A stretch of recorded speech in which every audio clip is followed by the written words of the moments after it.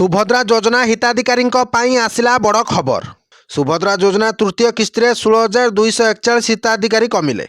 यह छड़ा सेपटे नुआ वर्ष आरंभ सृष्टि हो पारे लघुचाप। तेबे आसंतु कौन आसी संपूर्ण अपडेट जानिबा, किंतु ता पूर्वरु जदि आपण माने एजाए आम चैनल को सब्सक्राइब करना ताहले एबे ही सब्सक्राइब करी पाखर दिया बेल आइकन दबाई ऑल ऑफ रे क्लिक कर दियंतु। प्रथम खबर, नुआ सरकार आसीबा परे महिला को सशक्त करिबा पई आरंभ होईची सुभद्रा योजना। वर्षकरे 5,000 लेखाएं दुईटी किस्ती सरकार पठाइबा परे तृतीय किस्ती भी दिया जाय सारिछि। एबे अपेक्षा चतुर्थ किस्ती को। तेबे तृतीय किस्ती नवरंगपुर जिले में 15,000 हिताधिकारी महिला कमिथिबा सूचना मिली। जिले में प्रथम पर्यायर 3,26,202 आवेदन पत्र आसीथिबा बेले जांच रे 22,323 आवेदन खारज करा जायथिला।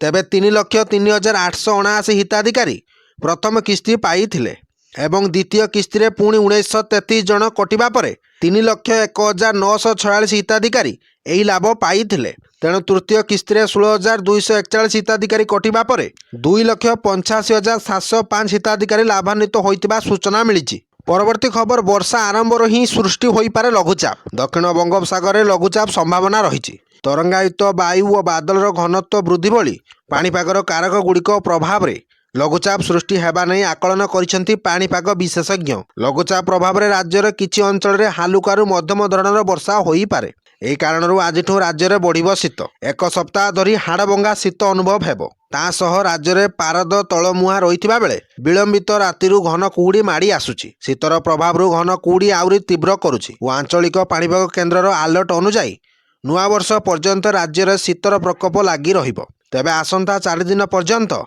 घन कुहुड़ी को नहीं चेतावनी जारी होईछि। Bureau report, Odisha news.